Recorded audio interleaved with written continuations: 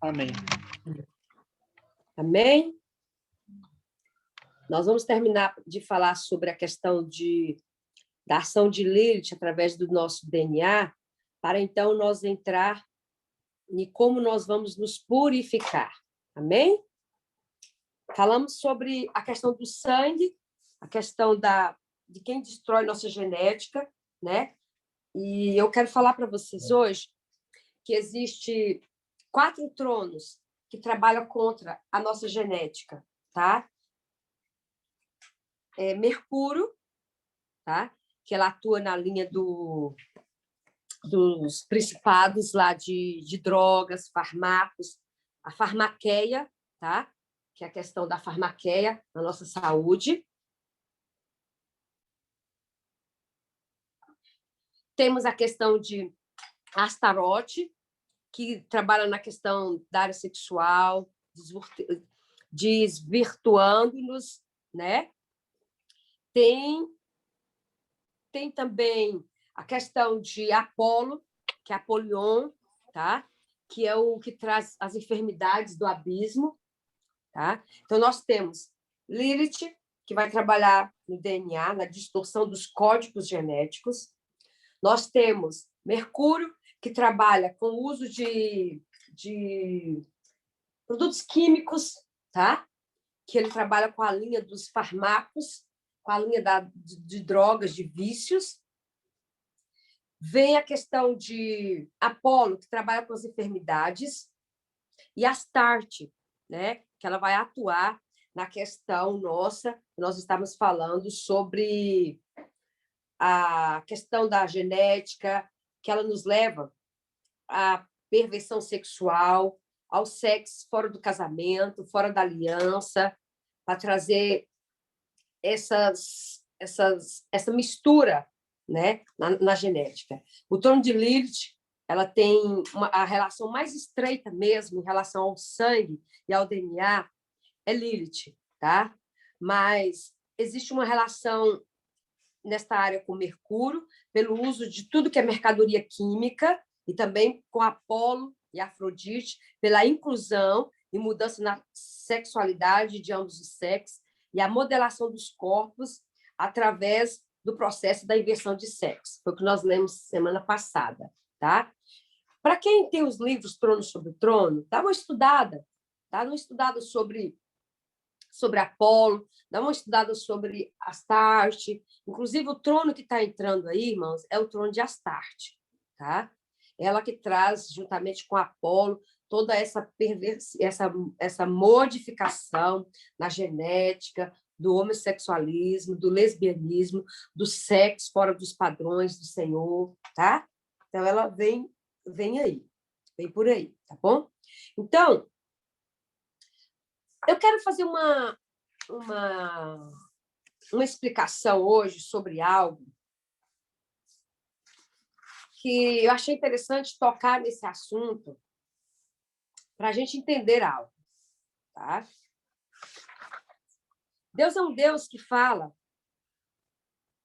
de posteridade. Tudo que Deus fala, ele fala de herança, né? E ele diz: eu sou Deus que visito a iniquidade dos pais nos filhos, até a 3ª e 4ª geração. Mas o que isso incide sobre nós? Né? Isso incide que Deus é um Deus geracional.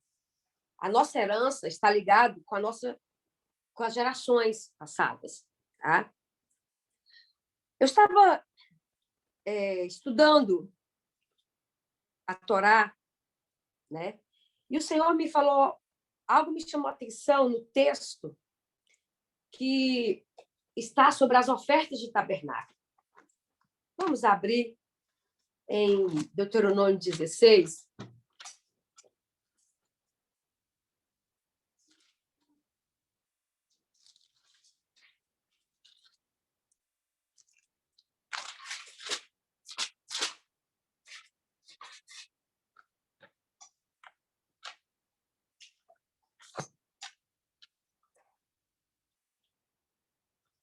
Sabemos que o Senhor,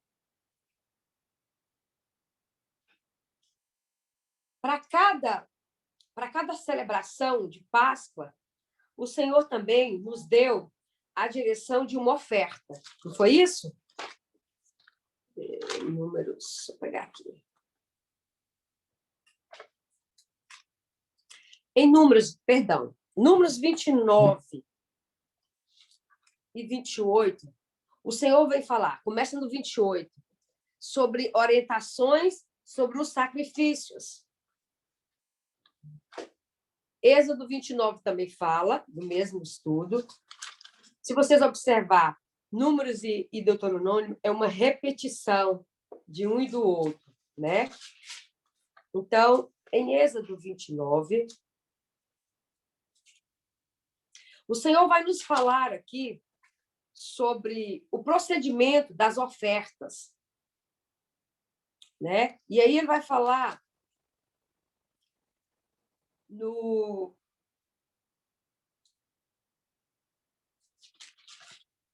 versículo 38 ao 46, o Senhor vai nos falar sobre os sacrifícios. O Senhor diz: eis que sacrificarás regularmente sobre o altar, a cada dia, 2 cordeiros de um ano. Ofereis um de manhã e outro ao entardecer. Com o primeiro cordeiro, oferecerás equivalente a um jarro, ele vai falar. Aí vai falar, oferecerás o outro cordeiro, no versículo 41, ao pôr do sol, como oferta de cereal, uma oferta derramada, como fizeste ao raiar do dia. Então, o Senhor tem 2 sacrifícios que ele nos exige diariamente. O que sacrifício tem a ver? Esse sacrifício tem a ver com o que nós vamos entrar, que é o poder do sangue. Tá? Existem 3 tipos de sangue.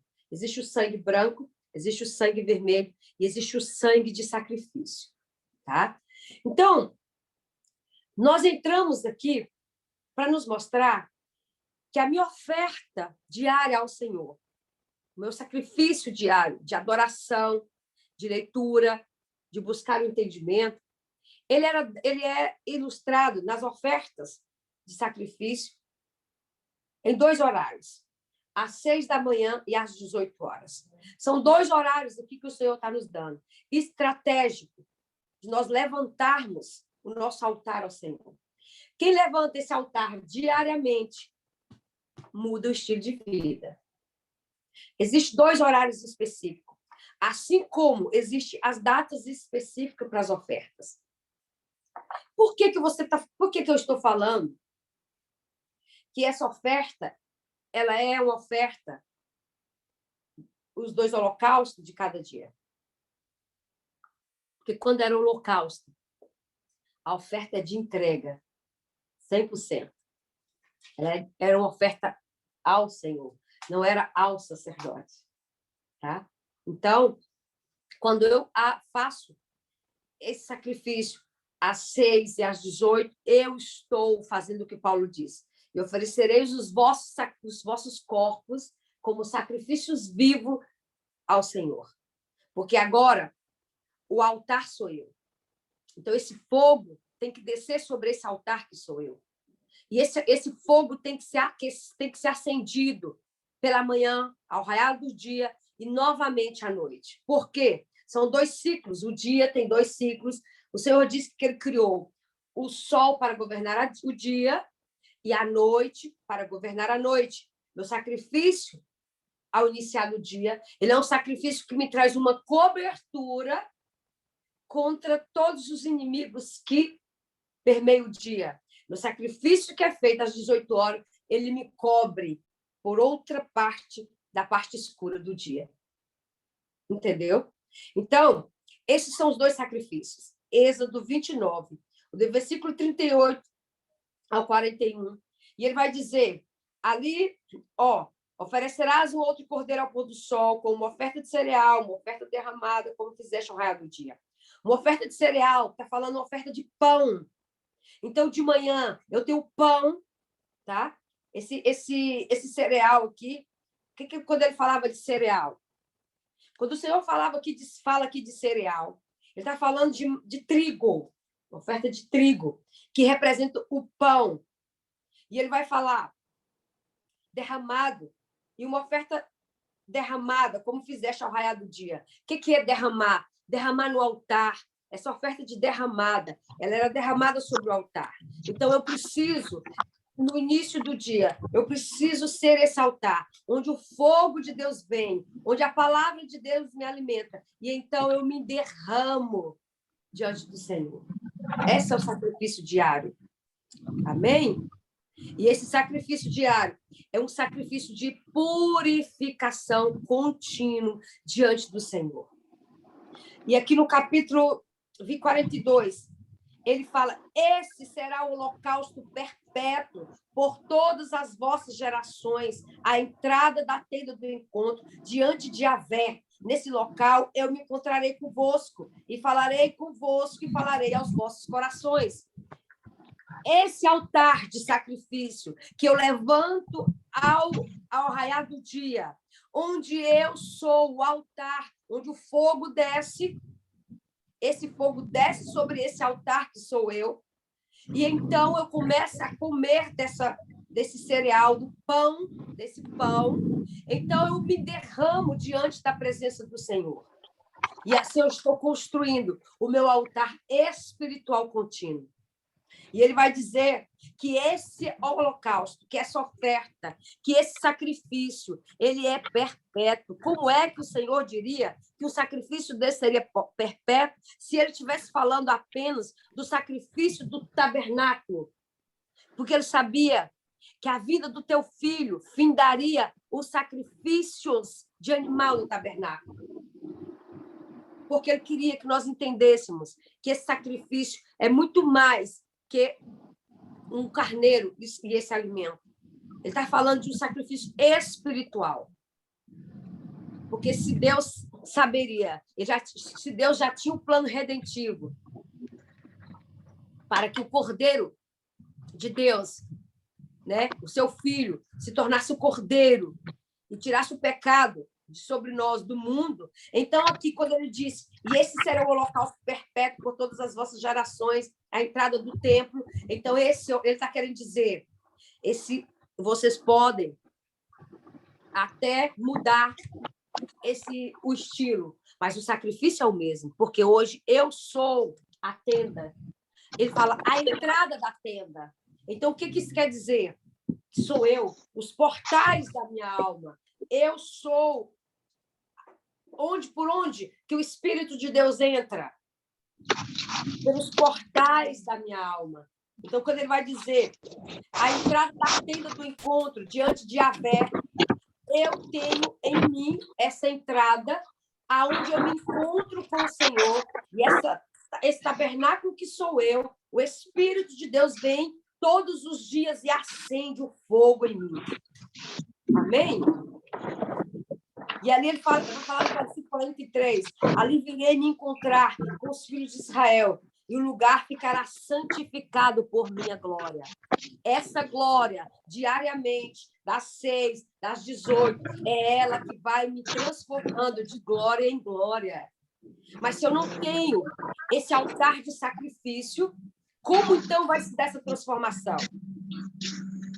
E aí ele vai dizer, a partir desse momento, no versículo 44, ele vai dizer, santificarei a tenda do encontro, eu serei santificada, e o altar.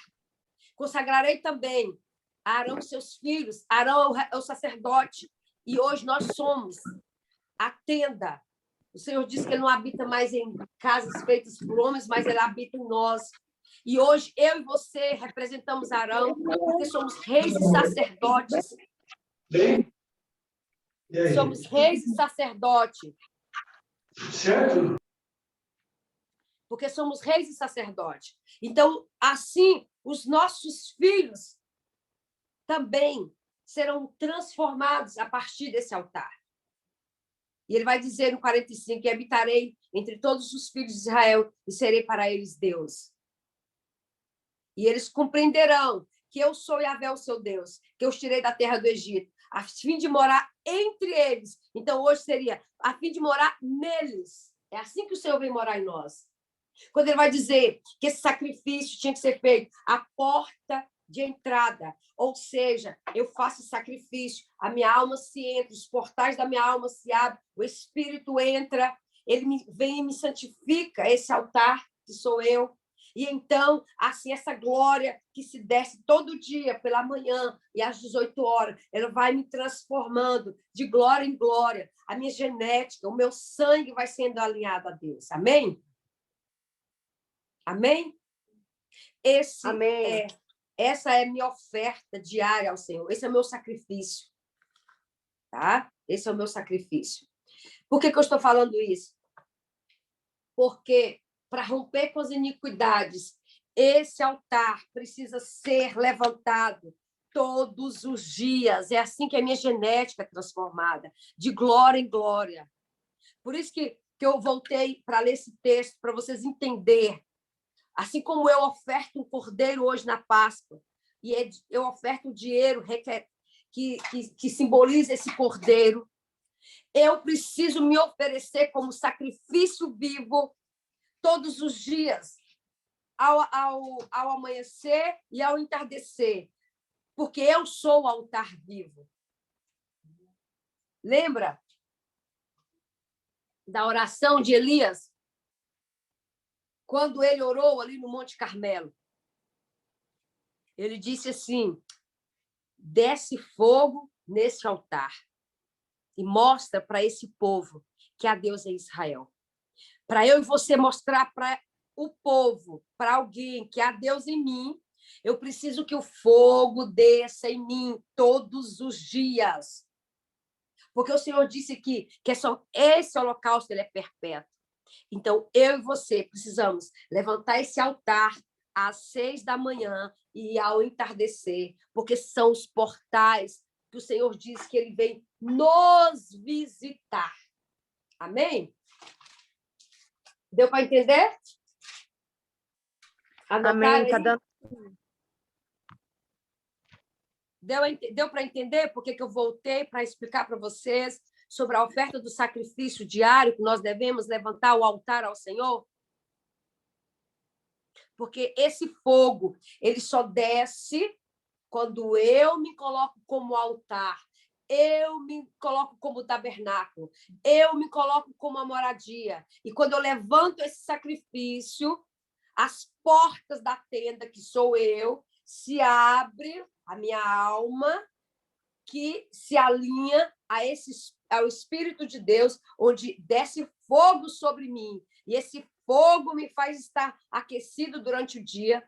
No entardecer, eu novamente busco, me torno esse altar de adoração. Esse fogo desce sobre mim. E então, esse nível de glória, essa glória que ele vai dizer, vai se manifestar diariamente. E assim eu vou sendo transformado de glória em glória. Talvez você está esperando uma grande manifestação de glória na sua vida, um mover, um sapatear, um falar em línguas, um rodopiar. E Deus está dizendo, todo dia eu tenho uma porção de glória para você. Mas você tem perdido meus encontros. Você não tem comparecido aos portais que eu abro às 6 horas e a viração do dia. Você não tem vindo encontrar comigo nesses portais. Você não tem se tornado esse altar de adoração para que meu fogo venha sobre você e destrua toda a frequência de trevas, tudo aquilo que as trevas lançou sobre mim no decorrer da noite ou no decorrer do dia. Irmãos, precisamos depois, nós vamos entrar na guerra sobre o tempo, para nós entender as vigílias, por que o Senhor estipulou vigílias de oração. Por que Jesus orava às 6 horas? Sabia que Jesus orava sempre este horário?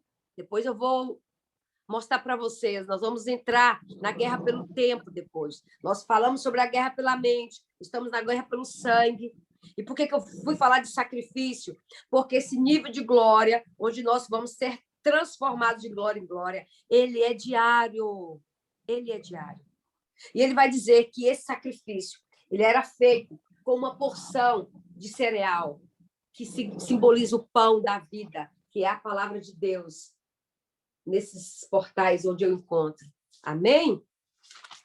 Deus tem trago a direção para nós. Que direção é essa? O Senhor tem trago a direção para que nós possamos entender que os portais da minha alma, minhas glândulas, os portais entre o meu corpo e a minha alma. Tá? O Senhor tem mostrado isso. Irmãos, quando uma vez, eu fui estudar sobre o sistema glandular. Eu gostava de vender produtos naturais. E eu lembro que o estudo falava que o sistema glandular ele é a harmonia do nosso corpo. É como se nosso corpo fosse uma... Como é que é o nome que dá aí, Ângela? Que a gente vai na apresentação? Uma sinfonia, né? E que o alinhamento dessa sinfonia, que é o nosso corpo, ele se dá pelo sistema glandular. E lá eu estudei que quando uma glândula é desajustada, todo o corpo desalinha. Então, ai, gente, essa sinfonia, essa música, que eu esqueci o nome que dá, onde tem o regente. Então, quando isso acontece, Uma orquestra. Sai... Oi? Uma orquestra? Isso, Ângela, a orquestra. Então, orquestra. O nosso corpo é uma orquestra, tá? E o nosso sistema glandular, ele alinha essa sinfonia. Quando um desalinha, o som começa a desalinhar, o corpo começa a desequilibrar. Então, eles falavam que o equilíbrio da sinfonia, da música, né? dessa orquestra, onde cada membro é importante, ela é equilibrado pelo sistema glandular. Achei muito interessante quando eu estudei sobre isso, tá? E eles falavam lá sobre... Nós trabalhávamos nessa época sobre a questão das alergias, que estava muito ligado ao sistema também glandular, e o sistema emocional ligado ao sistema das glândulas, tireoide, a nossa hipófise, né, Ângela? A Ângela sabe falar melhor sobre isso do que eu. Não vou nem ousar falar nessa área, que isso aí é ela. Um dia ela vai trazer uma aula para nós falando sobre isso. Tá bom, Ângela? Ah, tá bom, pode falar, pastora. Mas o que eu quero falar da parte espiritual é que nós precisamos que o nosso sistema glandular esteja alinhado. Assim também são os portais que o inimigo, nós descobrimos, o Senhor trouxe o entendimento, que as armaduras espirituais, elas vêm cobrir exatamente os pontos que nós chamamos de sistema glandular, que a nova era chama de chakras. É isso. Os nossos chakras, que eles chamam de chakras, a medicina chama de sistema glandular. Não é isso, Ângela? É. E esse sistema glandular, o que nós entendemos? Por que cada glândula aqui, cada glândula está ligada com um portal de trevas? Porque esses portais, eles querem acessar a minha e a sua alma e desalinhar essa alma com o homem espiritual que está sendo gerado dentro de nós. Entendeu? E aí Paulo vai dizer, o que é que Paulo vai nos ensinar? Do corpo do pecado. Entendeu? Então, é isso que nós precisamos entender. Irmãos, por que a gente não dá certo tipo de aula abertamente? Porque às vezes que eu falo para vocês assim, olha, estudem, mas às vezes não passa para qualquer um. Porque tem muita gente, irmãos, que vai achar heresia o que a gente está falando. Nós não estamos aqui dando leite. Nós estamos falando de um alimento mais sólido. Se você está aqui, é porque o Senhor tem preparado você para esse alimento. Eu louvo a Deus, porque se nós estamos aqui, é porque nós estamos saindo da infantilidade. Paulo disse em uma das suas cartas, eu gostaria muito de levar para vocês um alimento mais sólido, mas vocês ainda querem tomar leite. Vocês ainda estão na palavra de falar sobre quem morre em Cristo, quem não morre em Cristo. Ainda estamos falando da palavra de salvação. Mas aqui nós estamos falando de uma coisa mais profunda, tá? Nós estamos falando de um corpo que tem se levantado para manifestar a genética, o DNA real do Filho de Deus, para então fazermos obras até maiores. Eu quero te falar que se você olha para a sua condição hoje e acha que você não chegará, o que você está fazendo hoje, buscando essa limpeza, o que eu e você estamos fazendo, não pode ser que eu e você não veja essa obra, mas a nossa posteridade, ela verá essa transformação. Porque a mudança em mim, ela trará transformação nas gerações futuras, na minha posteridade. Amém? Porque Deus é um Deus que trabalha de geração. Ele é um Deus que, quando ele olha para mim, quando ele olha para a pastora Claudinéia, ele olha para a linhagem dela, ele olha para a linhagem da pastora Ângela, ele olha para a linhagem de cada um de nós. Ele não trata você como um ser pessoalmente, ele trata você como uma linhagem. E se você está aqui hoje, você é o cumprimento de uma palavra profética redentora da sua linhagem. E no tempo oportuno, Deus te levantou para mudar a história da tua linhagem. Você não está aqui em vão. Creia nisso. Tá? Então, por que nós estamos falando de genética? Para você entender que a transformação, ela é corpo, alma e espírito. A palavra de Deus vai dizer que nós vamos comparecer diante do Senhor, corpo, alma e espírito irrepreensível. Então, a genética, ela precisa ser redimida sim, em nome de Jesus, porque o sangue de Jesus nos purifica, nos cura, nos transforma.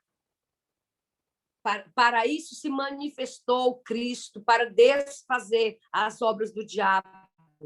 E quais são as obras do diabo? Nós entendemos. É transformar a nossa genética, nos transformando, como diz Paulo, em corpos humilhados diante do desenho original que Cristo, que Deus fez para nós. Mas ele disse que nós seremos transformados de glória em glória. E essa glória, ela vai dizer que essa glória é uma glória diária. Talvez você está esperando um grande mover, uma grande obra, um grande sapatear, um grande congresso, e você está desperdiçando o encontro diário que o Senhor tem para encontrar com você. Quando ele disse aqui no versículo 43 de Êxodo 29, ele diz: ali virei me encontrar com os filhos de Israel. O lugar ficará santificado por minha glória. E quão bom que seja um lugar diário, que você fica ali todo dia, para que se abra um portal de glória, e você, toda vez que você entrar naquele lugar, você vai sentir diferença ali. Amém? Então, depois vocês leiam e entendam melhor os 2 holocaustos de cada dia, que está em Êxodo 29, versículo 38 ao 46, onde ele vai falar do sacrifício diário. E esse sacrifício diário é o que é importante. O que eu achei interessante é que na manhã ele disse assim: oferecereis um de manhã e outro entardecer. Com o primeiro, que é o das 6 horas, oferecereis o equivalente a um jarro de melhor farinha misturada com 1 litro de azeite. Presta atenção que a oferta pela manhã, ela tem uma unção que o Senhor derramará sobre mim e sobre você. Esse azeite já não vai se usar na oferta da tarde. Ele vai dizer, à tarde, ele vai dizer, esse será o holocausto e oferecerás outro cordeiro ao pôr do sol, como oferta de cereal e uma oferta derramada, como fizeste ao raiar do dia. Porque o Senhor, ele tem unção, tem sua presença, porque o azeite representa a presença de Deus, e a presença dele é santa. O jarro da melhor farinha representa o quê? O que se fazia com a farinha naquela época? Pão. Eu sou o pão que desceu do céu. Então, a palavra que eu me alimento, a presença do Espírito de Deus, é essa unção que vem sobre mim. E eu sou esse altar, onde o Senhor vem estabelecer, vem derramar o teu azeite, onde eu me alimento com o teu pão, e o fogo dele desce, e a glória dele desce todos os dias, às 6 e às 18 horas. E agora você vai parar para pensar e vai dizer assim, Quanta glória eu já perdi. Não é verdade?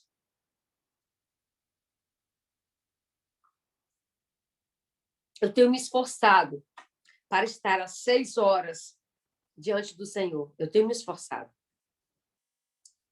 Eu tenho me esforçado e eu louvo a Deus que Ele tem me acordado. Se você tem essa dificuldade, não faça pela força do teu braço, mas busque o Senhor. Clame ao Senhor, tá? Para que você possa levantar esse altar, tá? De adoração, né?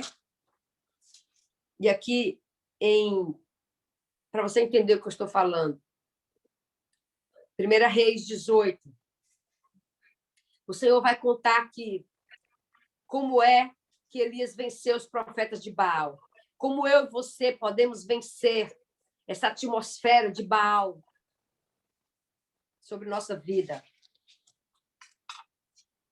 Aqui no versículo 20 de 1 Reis 18, diz assim: diante desse desafio, Acabe convocou os filhos de Israel e reuniu todos os seus profetas no Monte Carmelo. Elias, aproximando-se de todo o povo, bradou: até quando claudicareis de duas pernas? Lembra do andar, Ângela, que nós estávamos falando? Ele está falando sobre isso. O andar torto. Se alguém ouviu a mensagem que o Senhor trouxe para nós sobre Hebreus 12, sobre aquele que manca, ele está falando sobre isso. Até quando vocês, né, claudicareis de duas pernas? Se houver Deus, se Yahvé é Deus, seguiu. Se é Baal, seguir também. Vamos decidir. O que é que nós vamos decidir? Ou a um ou ao outro. Não vamos ficar mancando, andando com essa dificuldade, cocheando entre dois caminhos, tá? Então, ele disse isso. Elias disse isso para o povo. E o povo não lhe pôde dar uma resposta. Né? O povo ficou sem saber. Imagina, como não? O povo estava tão perdido, irmãos. E Elias, então, exclamou diante do povo: sou o único dos profetas de Yahvé que restei. No entanto, os profetas de Baal são 450. Dei-me 2 novilhos, que eles escolham para si, depois de esquartejá-lo, deposite sobre a lenha, sem lhe atear fogo. Presta atenção. Prepararei outro novilho, sem lhe pôr fogo também. Invocareis depois o nome do vosso Deus, e eu os invocarei o nome de Yahvé, a divindade, e o que responder, enviando fogo, esse é Deus. E todo o povo respondeu a uma só voz: falaste com sabedoria, e assim seja.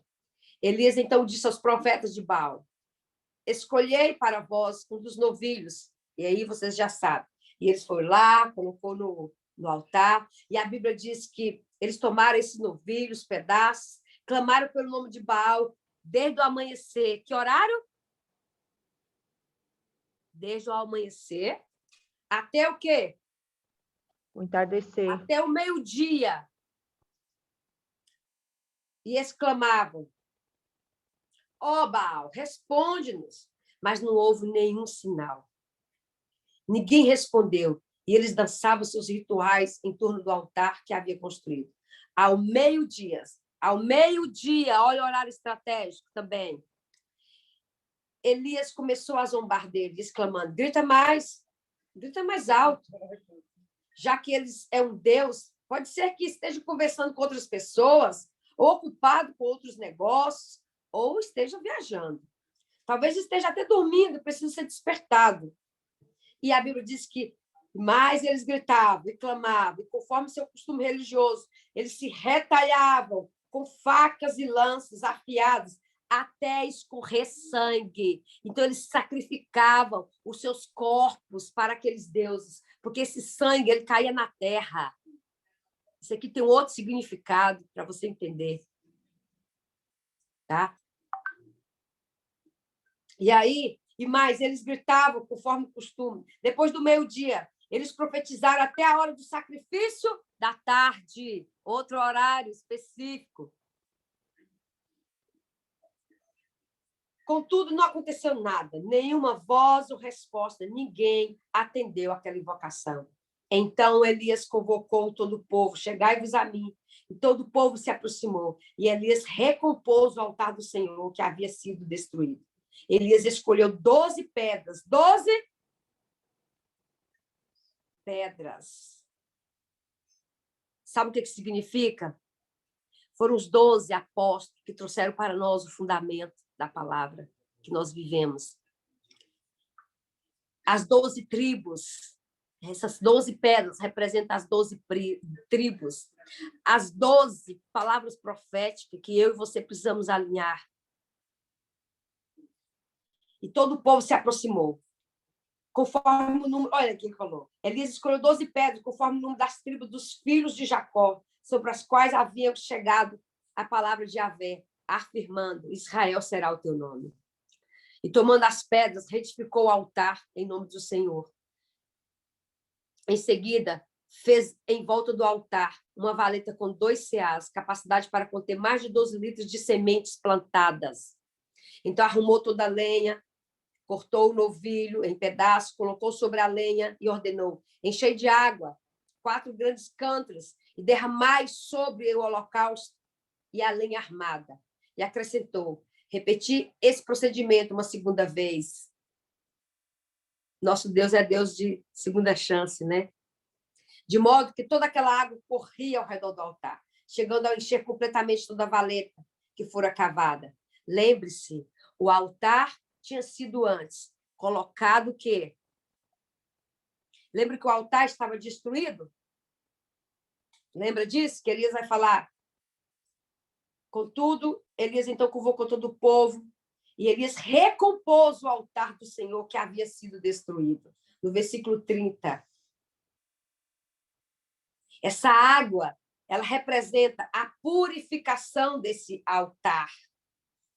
Não era só pelo caráter de molhar, não era só pelo caráter de tirar, de mostrar para o povo que mesmo molhado, Deus ia descer fogo. Ela tinha um caráter mais profundo, da água que lava.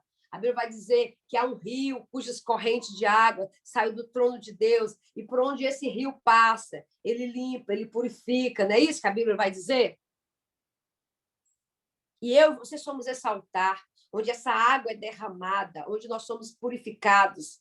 Assim que o povo testemunhou todo esse acontecimento diante de seus olhos, imediatamente todos se prostraram com o rosto em terra e exclamaram uma só vez, só Yahvé, o Eterno é Deus, só o Senhor é Deus. Então Elias ordenou, prendei agora mesmo todos os profetas de Baal, que nenhum deles escape. O povo prendeu. Elias fez-os descer para próximo do riacho de Quizon e lá os degolou. Em seguida, presta atenção, Elias matou os profetas. Primeiro, ele purificou o altar. Depois, ele destruiu os falsos profetas. Primeiro, eu preciso ser purificado, para depois eu destruir o som dos falsos profetas. Em seguida, olha o que ele disse. Então, Elias lhes ordenou, prendei agora mesmo todos os profetas de Baal, que nenhum deles escape. O povo os prendeu. Elias fez-os descer para próximo do riacho de Quizon e lá os degolou todos. Em seguida, orientou Elias a Acabe. Eis que agora pode subir, comer e beber, porquanto já ouço o barulho de chuva que se aproxima. Irmãos, então o Senhor, ele veio nessa questão aqui. O Senhor veio trazer a purificação. Porque o Senhor vai dizer, aqui no capítulo 33, que ele arrumou a lenha e ele repetiu o procedimento pela segunda vez. Depois, eles fizeram a segunda vez de novo, ordenou fazer a terceira vez, e assim fizeram de novo, colocaram água, de modo que toda aquela água corria ao redor do altar, chegando a encher completamente a valeta que fora cavada. Com a chegada do pôr do sol, que hora? Havia um horário específico do pôr do sol, quando se apresenta a oferenda, o sacrifício.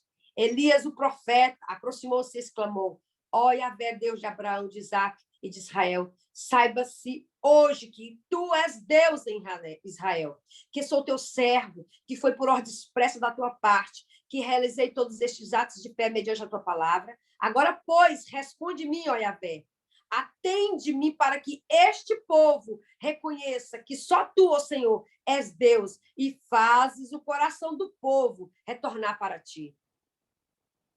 Então, no mesmo instante, caiu fogo. Tremendo, né? Depois da água, caiu fogo sobre o sacrifício e o queimou completamente, bem como toda a lenha armada, as pedras e todo o chão em volta, ainda secou toda a água que enchia a valeta. Amém? E aí o povo viu que esse altar tinha sido incendiado pelo fogo do Deus vivo. Quando as pessoas verem que eu e você somos esse altar, onde o fogo de Deus está continuamente, eles, como testemunha dos acontecimentos em minha vida e na sua vida, eles vão se prostrar diante do Senhor. E eles mesmos vão contra os profetas de Baal que têm enganado eles. Amém? Então, precisamos entender que Deus é Deus e que há um sacrifício diário. Talvez você esteja muito preocupado com as suas ofertas de sacrifícios, como você apresentar seu dinheiro diante do Senhor. Mas o maior sacrifício que o Senhor quer de nós é esse altar diário a Ele. Essa é a minha maior oferta de sacrifício. Porque é aqui que a minha herança é restaurada. É aqui que a minha genética ela é restaurada. É de glória em glória. Paulo vai dizer que nossos corpos, né, serão restaurados de glória em glória. E é como? Quando eu me torno um sacrifício vivo diante do Senhor. É diário, não é um dia, não é uma ministração, não é um dia específico que hoje o Senhor vai mover. Irmãos, é contínuo. Por isso que o Tiago vai dizer, por isso que lá em Hebreu vai dizer que aquele que manca seja curado. Por que não temos continuidade? Por que não somos transformados? Por que ainda não chegamos a essa estatura? Porque eu não tenho esse altar diário de sacrifício. Amém? E aí eu não sou transformado. E eu não sou purificado. Ninguém vê, as pessoas não vê que eu sou um altar de adoração ao Senhor. As pessoas não vê a manifestação desse fogo através de mim. Olha a ousadia de Elias. Será que eu e você temos esse nível? Será que nós temos? Será que temos? Você já parou para pensar sobre isso? Será que você teria a coragem de Elias e desafiar os profetas de Baal? Sabe por que ainda não temos, irmã? Porque a iniquidade que ainda está em nós nos impede de crescer em fé. Porque ainda há iniquidade de incredulidade em nós. E aí é que eu e você precisamos fazer aquilo que o Senhor nos diz. Buscar as iniquidades que me impedem de crescer em fé, de crescer em autoridade, para poder, através dessa glória, a minha genética, meu corpo, o poder do Senhor que opera através de mim se manifestar e as pessoas olharem e falarem verdadeiramente, ali é um servo de Deus. Verdadeiramente, eu quero servir esse Deus. Eu quero servir esse Deus. Nós já falamos aqui que as bênçãos não são para mim exclusivamente ser uma pessoa agraciada. As bênçãos, o Senhor tem o desejo de nos abençoar para que eu seja testemunha das bênçãos. De que o meu Deus é um Deus que cura, é um Deus que liberta, é um Deus que prospera. E aí, se eu não tenho esse testemunho, eu não tenho a verdade que transforma ainda. Eu falo de um Deus que cura, mas eu nunca vi alguém sendo curado porque eu orei. Eu falo de um Deus que transforma, mas eu não vi a transformação na vida de alguém pelo Deus que eu sirvo. Primeira transformação é em mim. Eu preciso ser transformado. Se as pessoas não veem o testemunho em mim, como então eu vou testificar do poder desse Deus? As bênçãos são para testemunhar de que eu sirvo um Deus. O Senhor salvou Daniel da cova dos leões. E o rei disse, a partir de hoje, todo mundo vai servir ao Deus de Daniel. Daniel testemunhou que o Deus dele tinha poder contra leões. Que o Deus dele fechou a boca dos leões. Sadraque, Mesaque e Abednego testemunhou que o Deus dele impediu o fogo de queimá-los. José testemunhou que o Deus dele trazia qualquer interpretação de sonhos. Abraão testemunhou que não importa a idade, a promessa de Deus se cumpre. Porque ele gerou filhos na velhice. Sara gerou filhos aos 90 anos. Ele testemunhou que o Senhor transformou a genética, restabeleceu. E assim, cada testemunho de grandes homens, Davi testemunhou que Deus é um Deus misericordioso, que estabeleceu o seu trono de geração em geração por causa da sua fidelidade. Paulo testemunhou que Deus tirou ele de uma cegueira e transformou ele em um dos maiores apóstolos que já viveu. Pedro testemunhou que aquele homem que negou Jesus foi transformado a um nível tamanho de estatura de varão perfeito, que aquele homem que negou Jesus, aquele homem que traiu Jesus, que negou Jesus, foi capaz de chegar à estatura de varão tão perfeito em Deus, nesse sentido, que ele fez muito mais.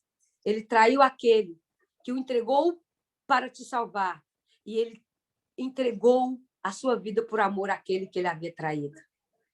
E o mundo testemunhou. O mundo testemunhou que o nível de glória que Estevão tinha sobre a sua vida foi incapaz de cegá-lo no momento da sua morte. E ele ainda abençoou aqueles que o estavam apedrejando. E um homem que está morrendo apedrejado viu os céus abertos e o Senhor sentado à destra do Pai. Imagina que visão maravilhosa. Esse é o maior testemunho. João testemunhou as últimas profecias. Escreveu Apocalipse. E o que eu e você temos, que nível de estatura já estamos em Deus para testemunhar que a tua glória, ela vem sobre mim, vem sobre você, e ela vai mudar a minha geração, ela vai mudar a minha linhagem, vai mudar a minha igreja, vai mudar o meu bairro, vai mudar a minha família, porque se ainda não houve a transformação, você ainda não saiu dessa estatura de criança em Deus. Não adianta falar de purificação de sangue se não entrarmos nesse texto. Porque eu só alcanço essa purificação do meu DNA a partir do momento que eu tenho esse entendimento, que a minha genética precisa declarar que o meu Deus tem poder para transformar. Que o meu estilo de vida, que o meu culto ele é diário. Que a minha vida é um culto. Por que a minha vida é um culto? Por quê? Porque então eu vou entrar no segundo tipo de sangue. Nós já falamos que o primeiro sangue ele é poderoso. Ele é tão poderoso que o Senhor vai dizer, lá em Levítico 17, pois a vida da carne está no sangue, e eu os dei a vocês para fazerem propiciação por vocês mesmos no altar. É o sangue que faz propiciação pela vida. Só que em Gênesis 9, versículo 4, lá em Gênesis ainda, no início de tudo, o Senhor diz, não comam carne com sangue, porque a carne com sangue ela é vida. Abre lá, em Gênesis 9.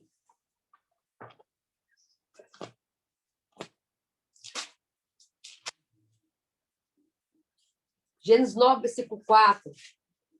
Eis, Gênesis 9, versículo 4.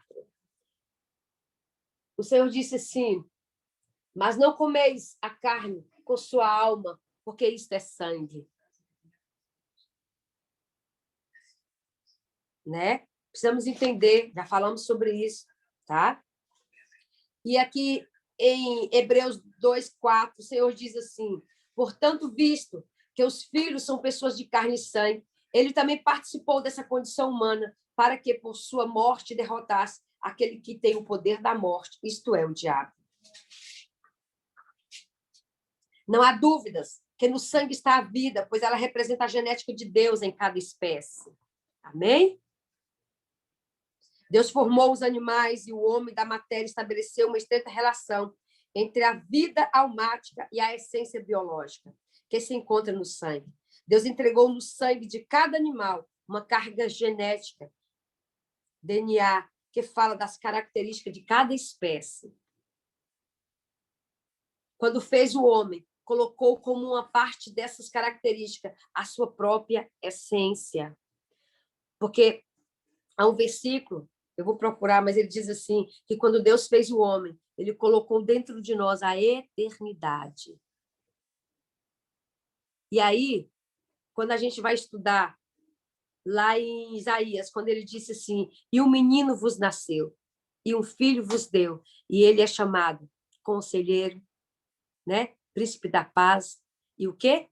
Pai da eternidade. E a própria palavra vai dizer que quando Deus nos fez, ele colocou dentro de nós o quê? A eternidade. Essa eternidade que foi colocada em nós é o DNA de Cristo que há em nós. Amém? Então, nós temos essa genética. Mas o inimigo nos destruiu de tal maneira, através das nossas linhagens passadas, pela iniquidade, que essa iniquidade ela tem impedido a manifestação da genética do Pai da eternidade em nós. Amém? Então, nós precisamos entender que tem o sangue vermelho. Falei do sangue branco, lembra disso que eu falei? Sangue branco, a importância, já falamos. E aí, por que eu vim falar hoje sobre o sacrifício? Porque esse sacrifício é o terceiro sangue. Ele é um incenso de sangue. É um sacrifício para servir e não para receber. Tá? O seu poder está na oferta. E a oferta mais importante nesse sacrifício sou eu que me apresento diante desse altar. Tá? Este é o maior nível de oferta. Quando eu sou a oferta, tá? Esse é o maior nível. Esse é o nível mais alto que se pode experimentar. Pois quando chegamos a esse ponto, eu estou livre de egoísmo. Representa que a pureza da minha alma, que dá tudo o que tem como sacrifício e oferta. O Senhor sempre vai exigir o nível de entrega. Não se esqueça que aconteceu algo. Quando Deus estabeleceu aliança, né, com Abraão, foi depois que ele entregou a Isaac. Ele pediu Isaac. O Senhor sempre vai nos pedir aquilo que nos mais custa. Ele diz, pega o teu filho, aquele que tu amas, e levai até o monte e sacrifica. O segredo de Ana foi entregar o que ela mais desejava. Ana, por muitos anos, orou ao Senhor. Ela era uma mulher angustiada, né? Porque ela não podia gerar. E naquela época, em Israel, era uma maldição terrível não poder dar filhos. Era tão terrível que o homem não podia ficar ter filhos. Então, a lei permitia que ele se casasse com uma segunda mulher. Isso porque o homem ainda não conhecia que o Deus dele podia fazer frutífero aquilo que era infrutífero. E a lei do homem, não a lei de Deus, permitia que pudesse. E Deus veio mostrando que o poder de Deus poderia ir além do que eles imaginavam, poderia trabalhar na genética. E já lá nos primórdios, que Deus escolheu esse povo, Deus já provou através de Abraão, né, que ele transformaria a genética. Acredita-se que Abraão teve alguns encontros com seres celestiais, os anjos que visitaram, né, os anjos que ele recebeu em casa. A Bíblia vai dizer que Abraão acolheu anjos em sua casa. Davi Rebolo fala sobre algo, que o fato dele ter tido esse contato direto com Deus, com a glória de Deus, a sua genética foi capaz de gerar um filho aos 100 anos. E Sara também, porque o nível de glória que eles recebiam nessa comunhão com Deus, porque Abraão falava com Deus face a face. Ele recebeu anjos, ele alimentou anjos. E isso, cada aproximação com essa glória, transformou a genética dele. E Abraão, depois de 100 anos, gerou muitos filhos, os filhos de Quetura, os filhos de outros. Abraão teve vários filhos, mas o filho da promessa foi Isaac. A promessa redentora. É isso que nós precisamos entender. Por isso que eu disse, se eu e você somos escolhidos, estamos aqui, é porque há uma profecia redentora sobre nossas vidas. Amém? Então, para encontrar, nós precisamos entender que quando eu chego nesse terceiro sangue, eu sou essa oferta. Eu sou a entrega completa. Nada mais me importa a não ser servir a esse Deus. A minha maior alegria é estar na presença do meu Deus. Amém? É o sangue vermelho que é queimado em sacrifício. Por isso, sempre que havia um sacrifício, este era consumido em chamas, pois esse sangue era incensário perfeito que chegava diante de Deus. O que chegava diante de Deus era a essência desse fogo que subia até o trono de Deus. Amém? Devemos entender que em Apocalipse são apresentadas as taças cheias do incenso das orações dos santos. Este incenso, diz Davi Rebolo, é os sacrifícios e ofertas que, como última instância, depois de ter uma vida honrosa diante de Deus, acrescentaram às nossas orações. É o nosso próprio sacrifício diante do trono, como um incenso que devemos oferecer continuamente. O sangue oferecido em sacrifício, ele é um testemunho diante do altar nos céus. Porque Tessalonicenses vai dizer, e ele venceu pelo testemunho. A vitória de Jesus foi pelo sacrifício de sangue. Tá? Nós precisamos entender que o sangue oferecido em sacrifício é um testemunho diante do altar no céu. Há pessoas que têm muito testemunho na terra e se preocupam com isso todos os dias, mas no céu são ilustres desconhecidos.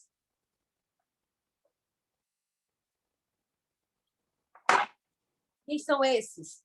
Ah, Senhor, mas em seu nome nós pregamos, em teu nome nós expulsamos demônios, curamos enfermos. O que o Senhor vai dizer para estes? Não vos conheço. Tem ministérios grandiosos na terra. São conhecidos nos 4 cantos, mas são desconhecidos no céu. Por que será? São ilustres desconhecidos. Não há memorial deles, pois só se registra ali o que se apresenta sacrificado sobre perfeição diante de Deus. Não estamos falando do poder que opera através da minha e da sua vida. Estamos falando do sacrifício que eu e você oferecemos, nossos corpos, diante do Senhor. Porque quando eu oro e alguém é curado, não sou eu que curei, mas sim o poder de Deus. Foi Deus que curou. Isso não me faz conhecido no céu. A única diferença entre uma oração feita e uma respondida é o testemunho do altar.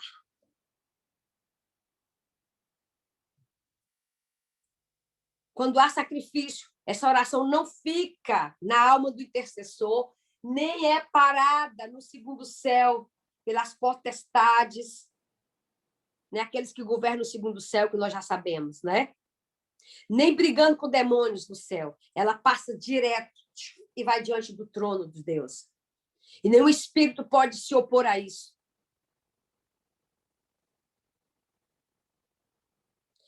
Davi fala uma coisa que eu acho interessante. Não sei quantas orações Deus vai me responder ou opor a isso. Não sei quantas orações Deus vai me responder ou quantas batalhas eu terei que confrontar para que as dádivas de Deus alcancem a minha vida. Mas eu sei de algo.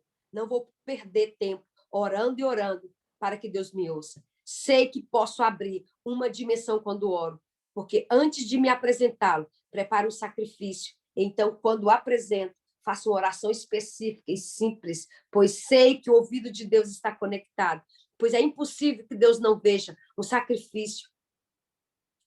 Então, resta mais tempo para adorá-lo e servi-lo do que ficar guerreando. Aí nós vamos lá em... Por que eu estou falando isso? O Senhor nos deu uma chave de sacrifícios. Isaías 58. Olha como ele diz, a chave para nossas orações serem ouvidas.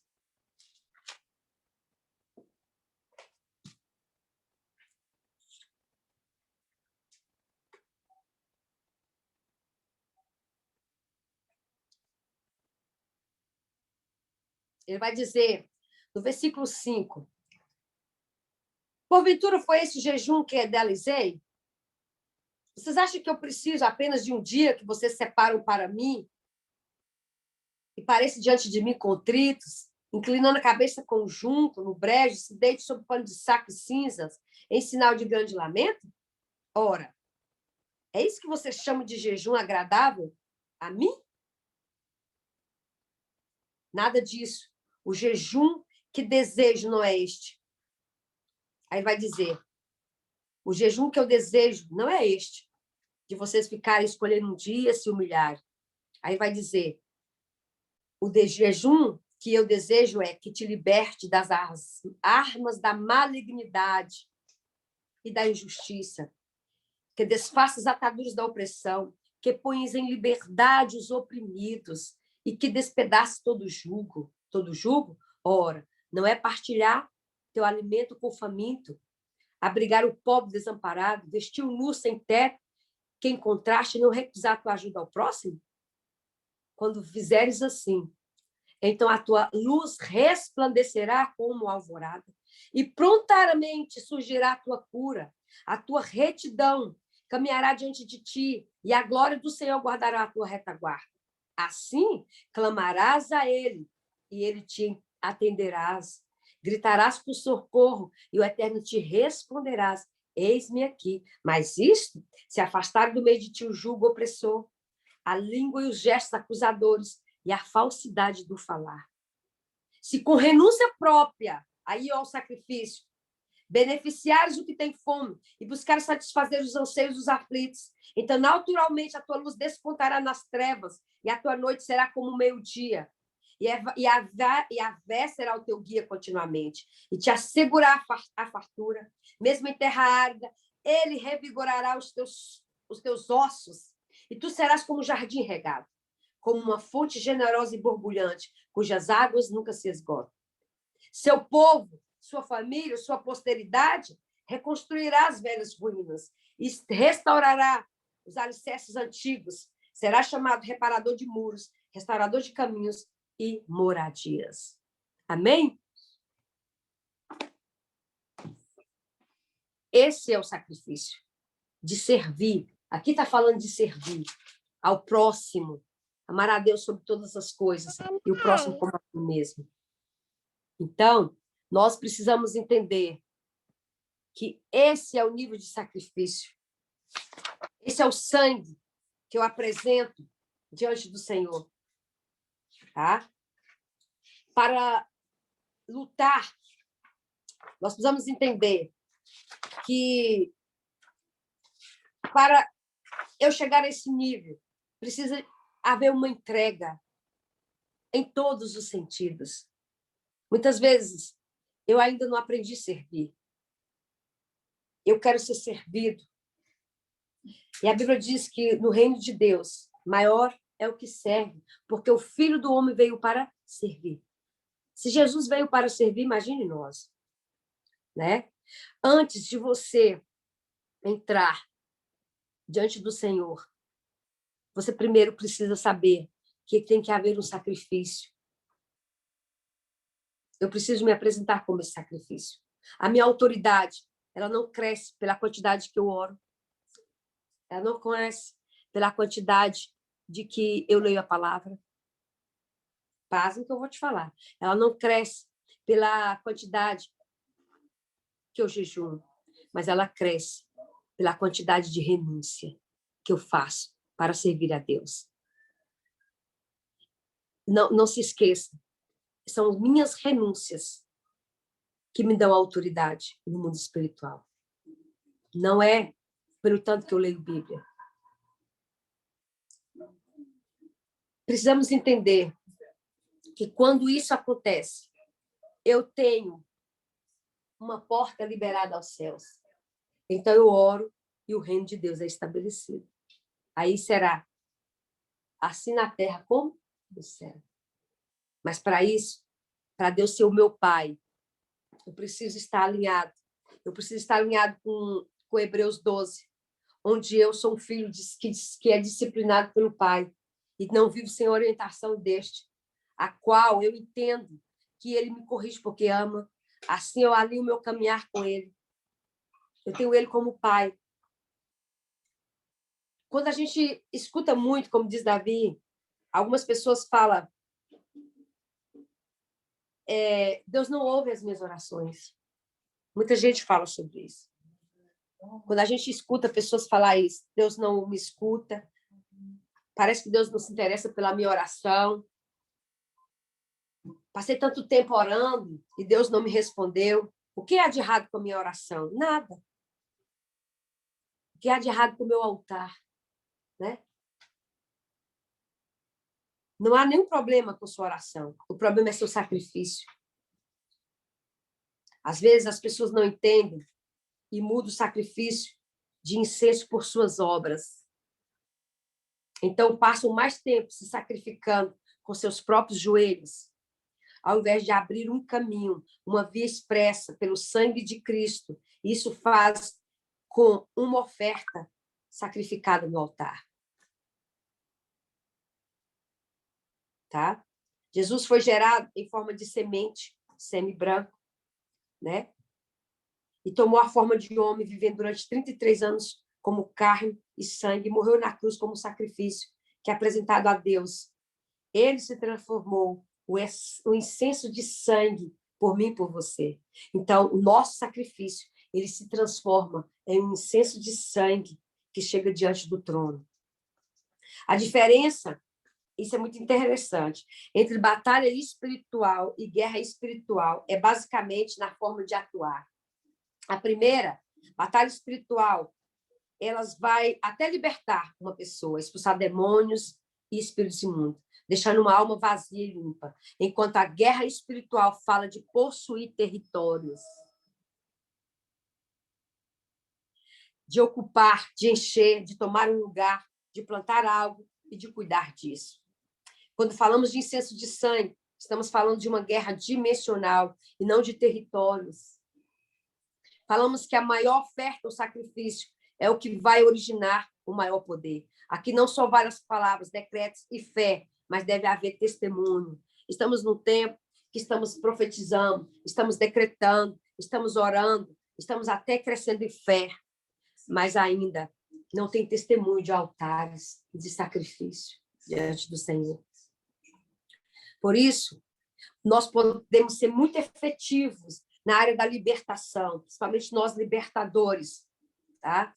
Mas não sabemos nada de guerra espiritual, pois a natureza de ambas é diferente e os princípios que utiliza são outros.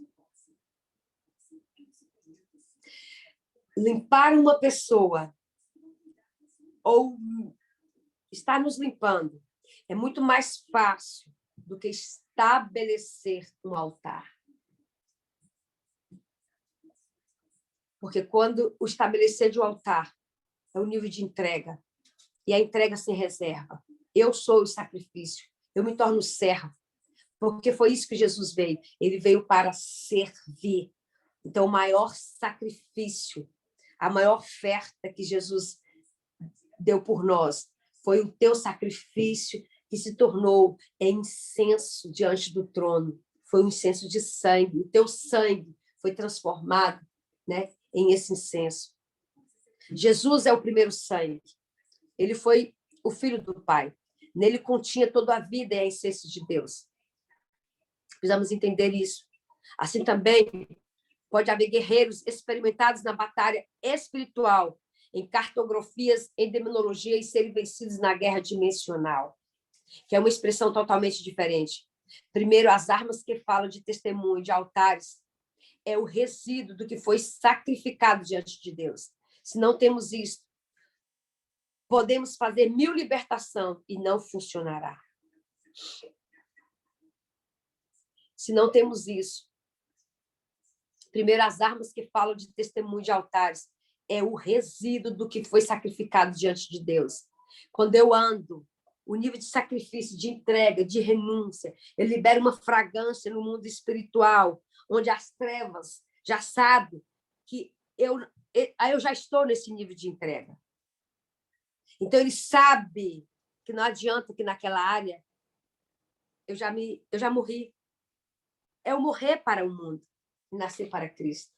Eu morri nessa área. Não há mais como inimigo me tentar, porque morto não tem mais. Entendeu? É como ele disse, uma pessoa pode ser efetiva para a libertação e não saber nada de guerra espiritual, pois a natureza de ambas é diferente, os princípios que utilizam são outros. Assim também pode haver guerreiros experimentados na batalha espiritual, em cartografias, demonologia e serem vencidos na guerra dimensional, que é uma experiência totalmente diferente.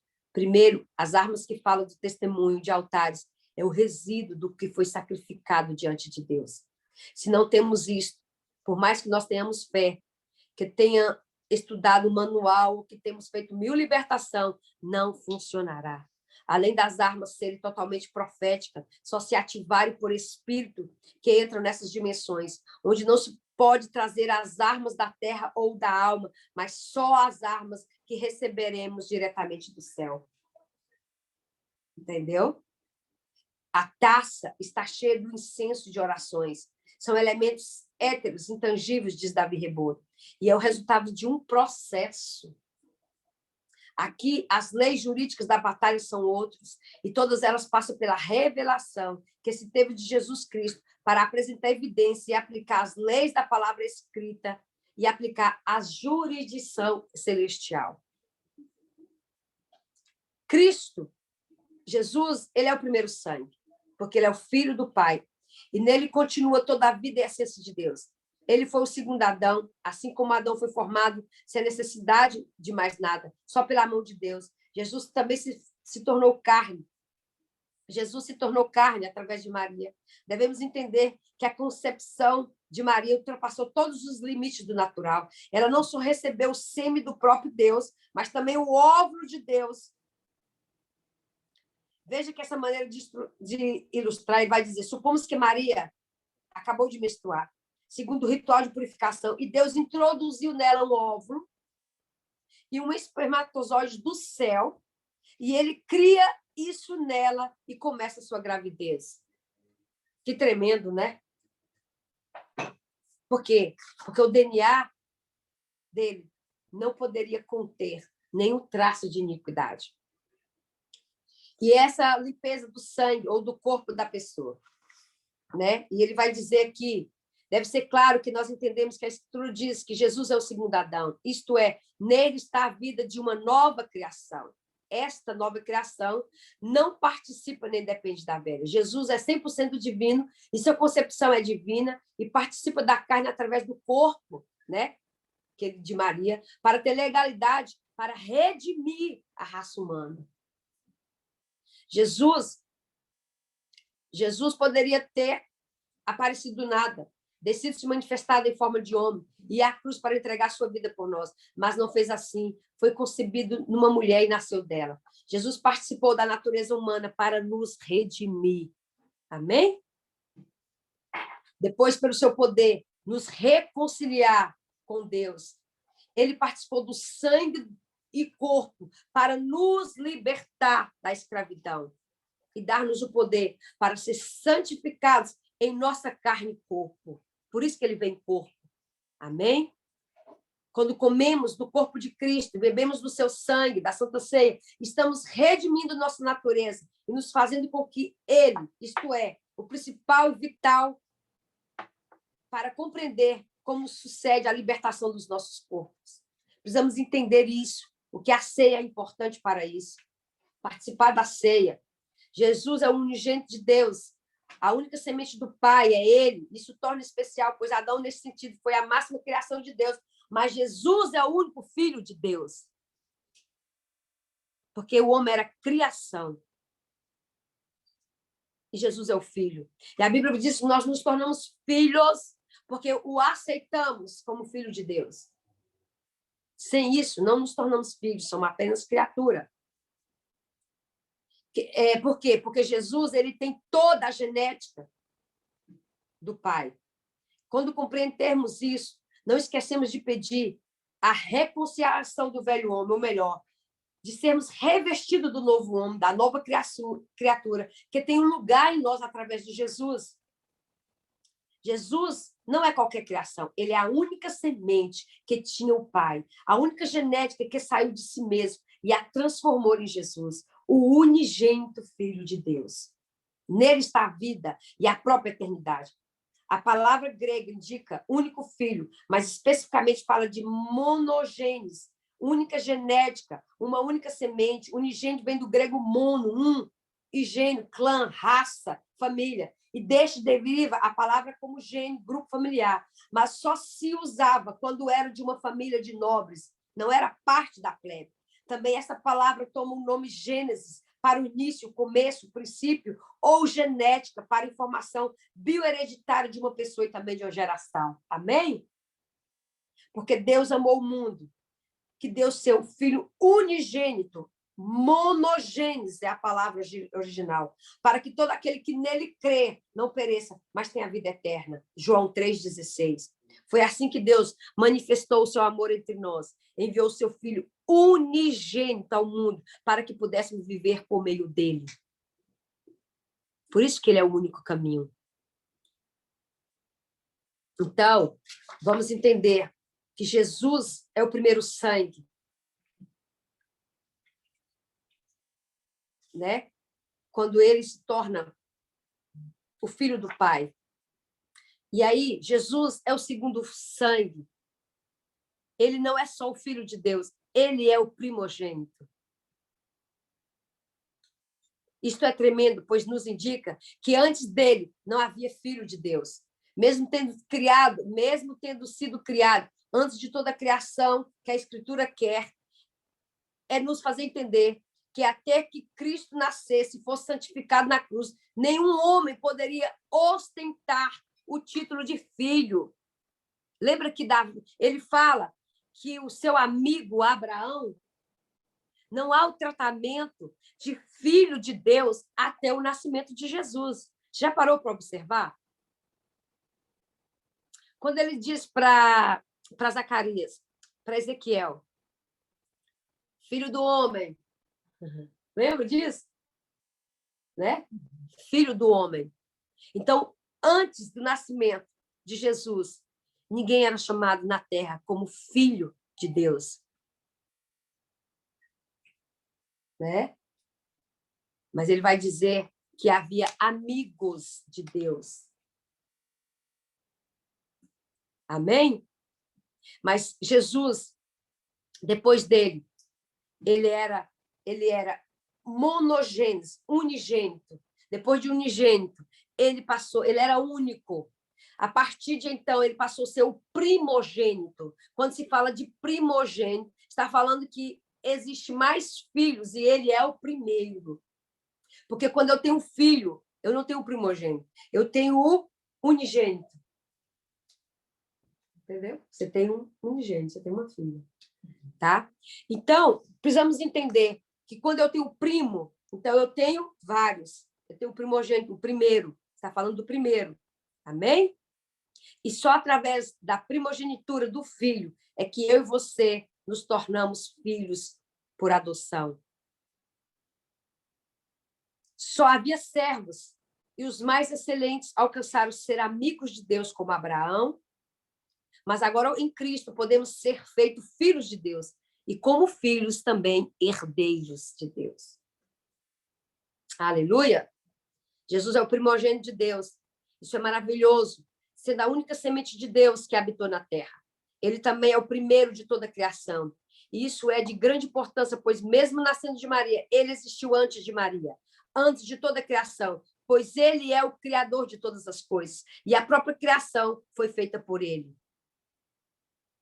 Por que vocês acham que João vai dizer?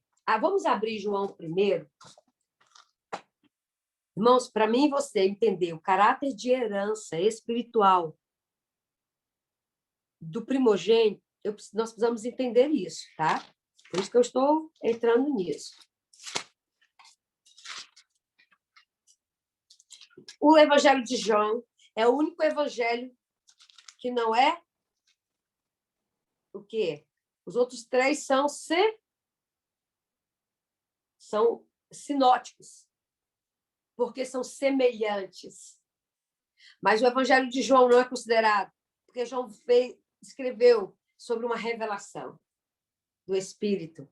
E João vai dizer, no versículo 1, no princípio era a palavra, e a palavra estava com Deus, e a palavra era Deus. Ele, a palavra, estava no princípio com Deus. Ele está dizendo, no princípio era Jesus. E Jesus estava com Deus. E Jesus era Deus. E ele diz, ele, Jesus, estava no princípio com Deus. Por quê? Porque ele vai dizer o quê? Eu sou o pão que desceu do céu. Algumas Bíblias vai dizer, e no princípio era o verbo, e o verbo estava com Deus, e o verbo era Deus. O verbo, o verbo, estava no princípio com Deus. Então, vamos lá no princípio. Onde está o princípio? Gênesis 1.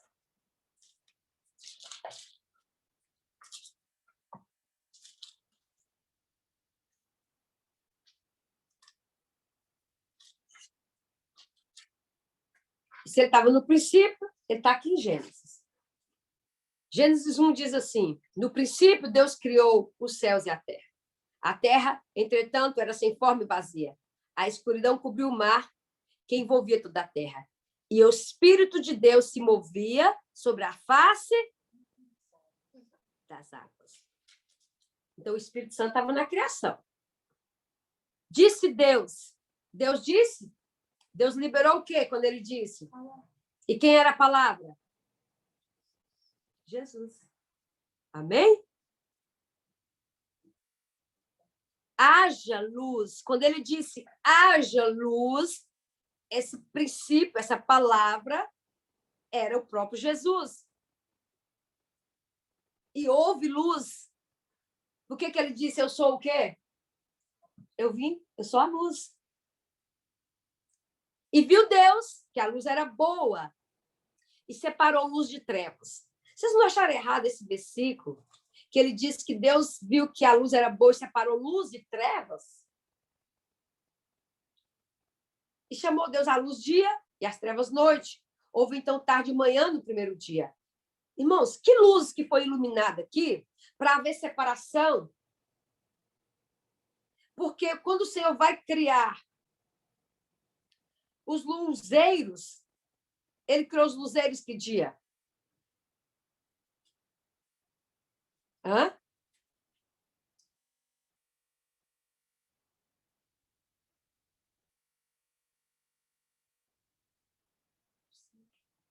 E formou, no versículo 14, disse assim: declarou Deus, haja luminares no firmamento do céu, a fim de separar o dia da noite. Mas o Senhor está dizendo no versículo 15 que já tinha separado dia e as trevas. Como assim? Duas separação? É confuso, né? Já parou para analisar esse texto? Que no versículo 4 ele diz: haja luz, e houve luz. Viu Deus que a luz era boa, separou a luz de trevas. Chamou Deus a luz dia, e as trevas chamou noite. Houve, então, tarde e manhã, o primeiro dia. Mas aqui no versículo 14, declarou Deus: haja luminares no firmamento do céu, a fim de separar o dia da noite, e sirvam eles de sinais para definir as estações, dia e noite, e que sejam também luzeiros no céu para iluminar toda a terra, e assim aconteceu. E aí, no versículo 16, que ele vai dizer: Deus fez os dois grandes luzeiros, o maior para governar o dia e o menor para governar a noite, e formou também as estrelas. Deus colocou todas as luzes no céu, a fim de iluminar toda a terra, para dirigir o andamento do dia e da noite, e fazer separação entre a luz e a escuridão. Aqui já é outra palavra. E observou Deus que isso era bom. Passaram-se tarde e manhã, e foi o quarto dia. Mas no primeiro dia, quem separou as trevas da luz foi a palavra.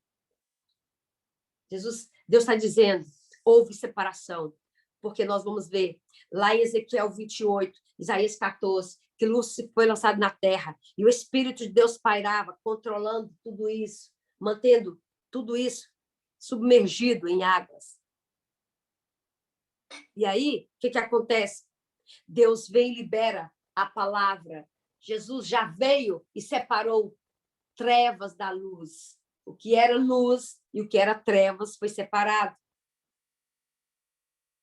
Jesus disse que, quando ele veio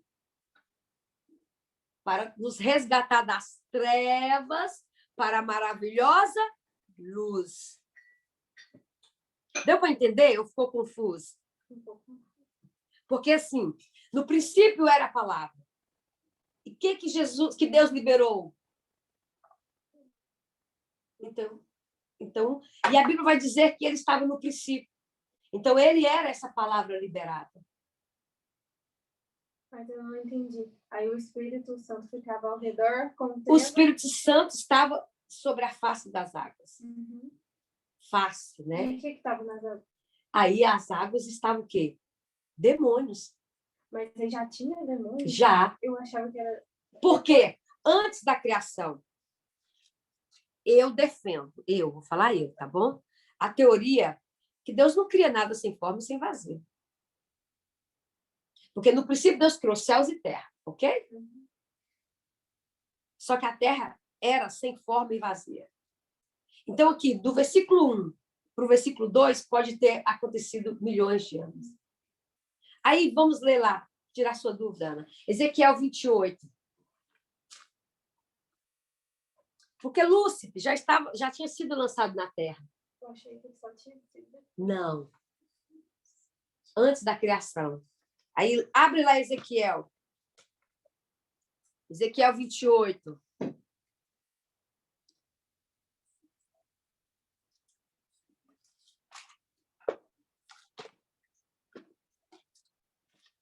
Alguém abriu? Pode abrir e ler.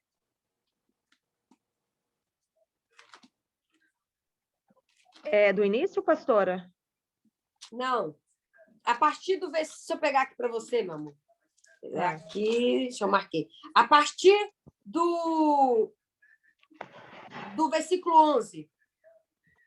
Do 11? Veio mais a mim a palavra do Senhor, dizendo: Filho do homem, levanta uma lamentação sobre o rei de Tiro, e dize-lhe: Assim diz o Senhor Jeová: Tu és o aferidor da medida, cheio de sabedoria e perfeito em formosura. Estavas no Éden, jardim de Deus, toda pedra preciosa era a tua cobertura. A sardônia, o topázio, o diamante, a turquesa, o ônix, o jaspe, a safira, o carbúnculo, a esmeralda e o ouro, a obra dos teus tambores e dos teus pifaros estava em ti. No dia em que foste criado, foram preparados. Tu eras querubim ungido para proteger, e te estabeleci no monte santo de Deus. Estavas no meio das pedras afogueadas, andavas. Perfeito eras nos teus caminhos, desde o dia em que foste criado, até que se achou iniquidade em ti. Na multiplicação do teu comércio, se encheu o teu interior de violência, e pecaste, pelo que te lançarei, profanado, fora do monte de Deus, e te farei perecer, ó querubim, protetor, entre pedras afogueadas. Levantou-se o teu coração por causa da tua formosura, corrompeste a tua sabedoria por causa do teu resplendor. Por terra te lancei, diante dos reis te pus, para que olhem para ti. Pela multidão das tuas iniquidades, pela injustiça do teu comércio, profanaste os teus santuários. Eu, pois, fiz sair do meio de ti um fogo, que te consumiu a ti, e te tornei em cinza sobre a terra, aos olhos de todos os que te veem. Todos os que te conhecem entre os povos estão espantados de ti. Em grande espanto te tornaste, e nunca mais serás para sempre. Amém. Só até aí mesmo, pastora. Entendeu agora, Ana? Ele foi lançado do céu na terra. Entendeu? Então, aqui, tá?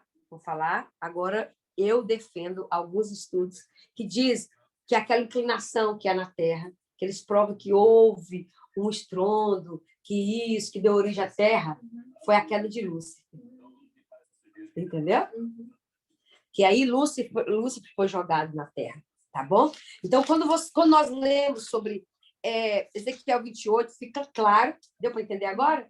Que ele foi lançado sobre a terra e ele não caiu só, porque ele caiu com 1/3, não é isso que a Bíblia vai falar? Ele caiu com 1/3 dos anjos do céu. Lá em Isaías 14 vai falar sobre isso também. Quando vocês quiserem entender um pouquinho mais, eu gosto de mostrar. Então, eu busquei esse texto para a Ana tirar uma dúvida dela aqui, tá? Em relação à queda de Lúcifer. Então, em Isaías 14, deixa eu ver se é 14 mesmo.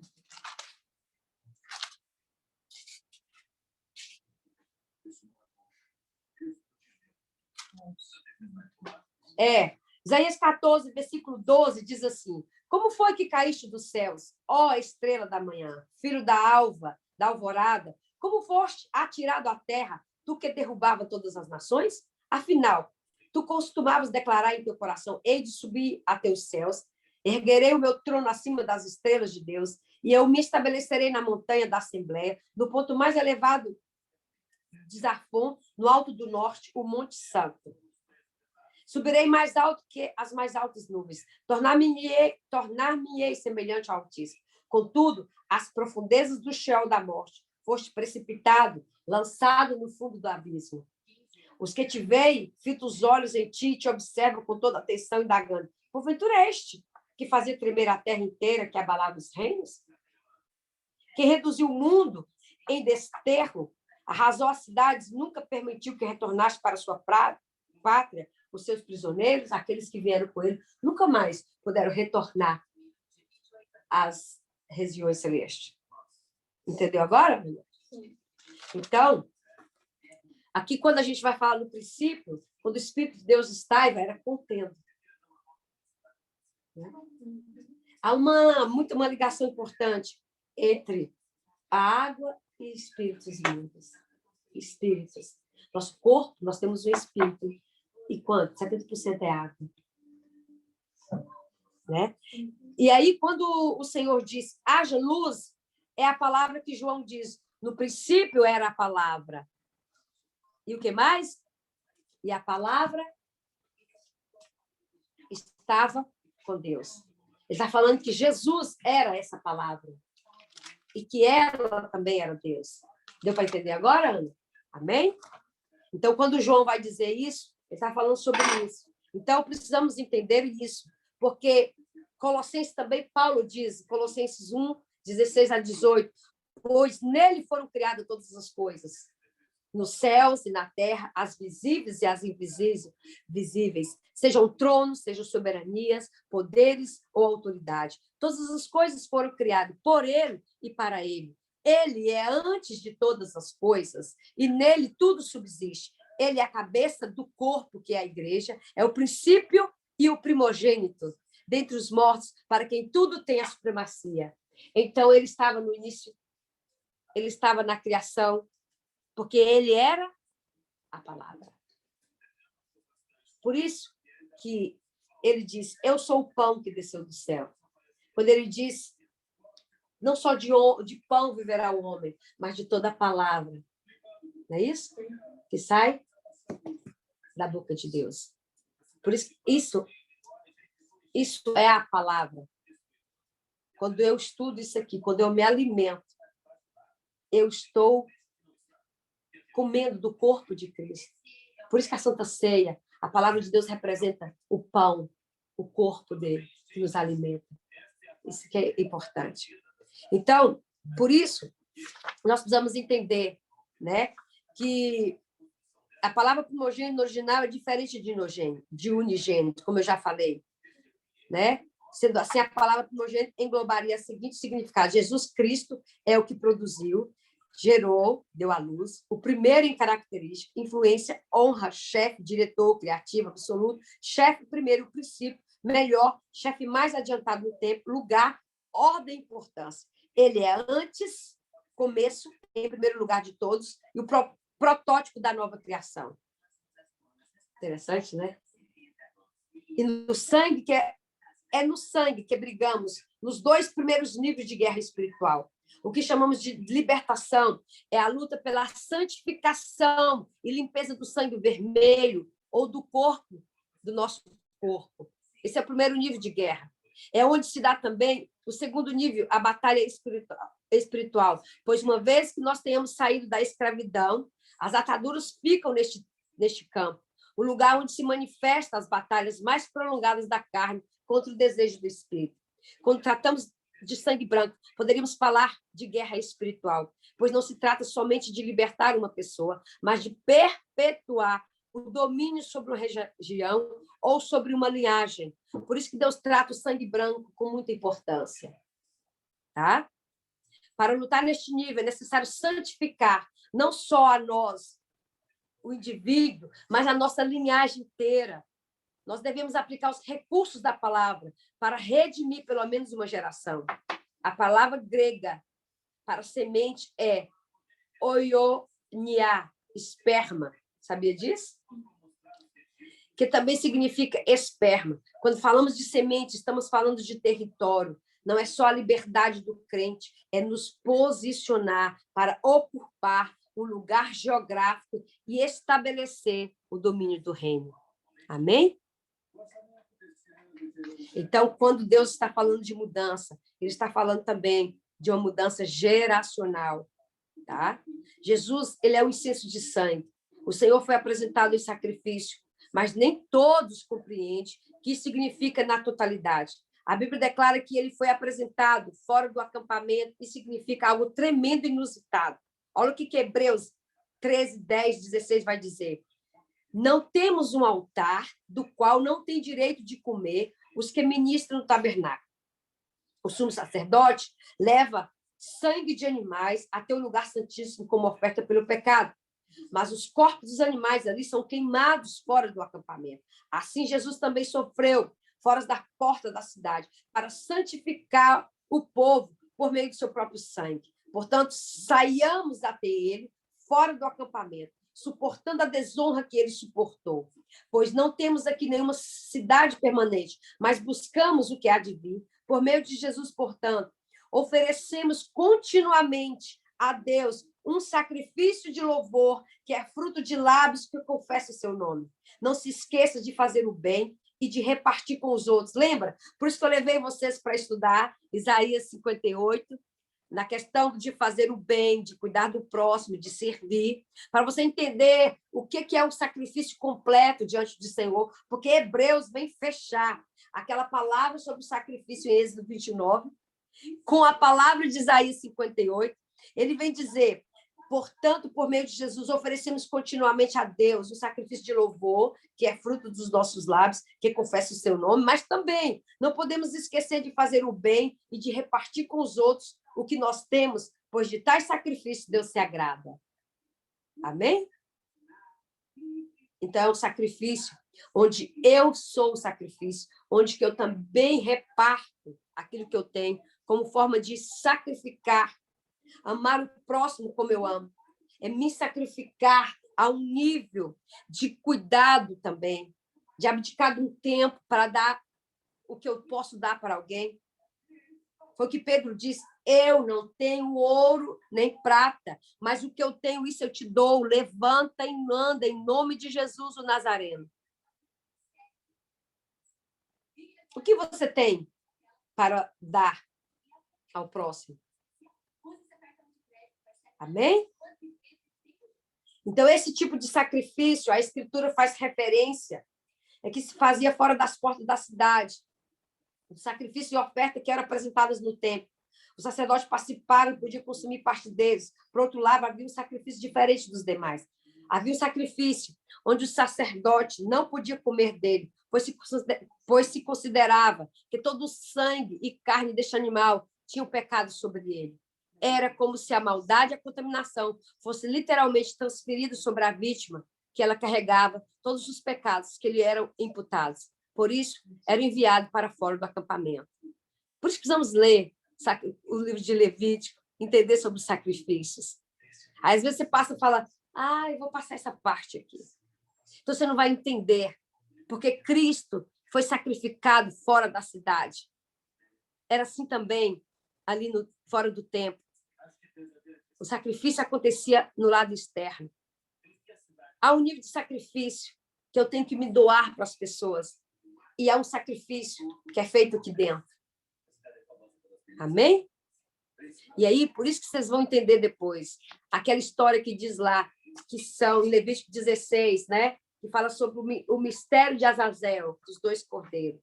Mas que eu e você precisamos entender que o nível de sacrifício meu precisa chegar no nível onde isso sobe como oferta de incenso, sangue de incenso, até o trono. E assim eu cresço em autoridade.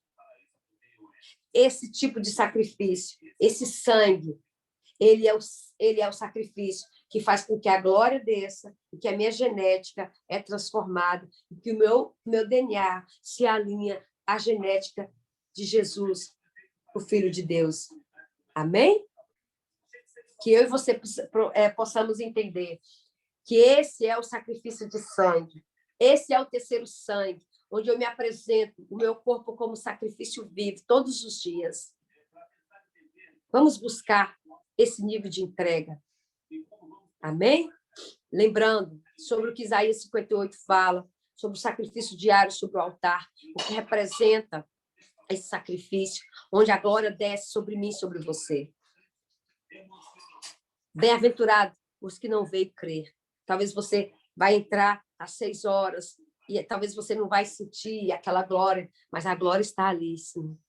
E você vai restaurando esse altar, até no ponto que quando você tiver um nível de restauração e a iniquidade for reduzida, então a sua janela da consciência, que eu falei na aula passada, ela vai estar tão limpa que a ligação de céus e você, ela vai passar, a revelação vai passar sem nenhuma interferência. E você vai saber discernir a voz de Deus. Você não vai ter mais dúvida. Amém? Que Deus possa nos abençoar, que nós possamos nos alinhar, que nós possamos manifestar esse nível de sacrifício diante do Senhor. Segunda-feira que vem, nós temos um portal que se abre, né? Novamente. Na verdade, é terça, porque 14, né? 14 é terça-feira. Estou falando 14 de Ivar, tá bom? Que é a segunda Páscoa, tá bom? Essa Páscoa, aproveita, irmãos. Talvez você ainda não teve esse nível de entrega e você tem uma segunda oportunidade. A Bíblia vai dizer que aqueles que estavam em viagens distantes e que tinham tocado em mortos não poderiam participar da Páscoa na primeira data, mas eles poderiam se purificar para apresentar na segunda Páscoa. Quem sabe você, nesses dias, nesses 8 dias, nesses 7 dias, você pode estar levantando esse altar para, então, você poder adentrar essa segunda oportunidade que Deus abre para nós nessa segunda Páscoa. Amém? Que Deus nos abençoe, tá? Que o Senhor venha nos restabelecer, que o Senhor venha trazer sobre nós esse fogo, que seja restaurado esse altar que somos nós, tá? Que não haja mais nada que traga confusão, impedindo que nós nos transformemos nesse altar diário, onde o fogo é estabelecido pela manhã, onde o fogo é estabelecido às 18 horas, e assim nossa alma, os portais, né? As portas desse tabernáculo, que somos nós, sejam guardadas, e tudo aquilo que a chegar até nós será consumido por esse fogo que desce sobre nós. Amém?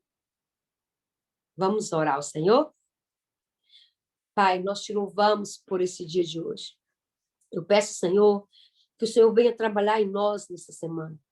Senhor, que nós venhamos ser mesmo, verdadeiramente, esse altar diariamente, que nós possamos nos apresentar nesses portais, Senhor, às 6 horas e às 18 horas, ao entardecer, na viração do dia, que nós possamos adentrar a tua presença, Senhor, e oferecermos os nossos corpos como sacrifício, e sermos o teu altar, para que o teu fogo derrame sobre nós, e assim nós sejamos estabelecidos cada dia mais, recebendo um nível de glória, para que nossa genética seja transformada e alinhada, e assim possamos compreender, Pai, a revelação de quem tu és, em nome de Jesus, Senhor, que nós sejamos alinhados, Pai, novamente como teu altar.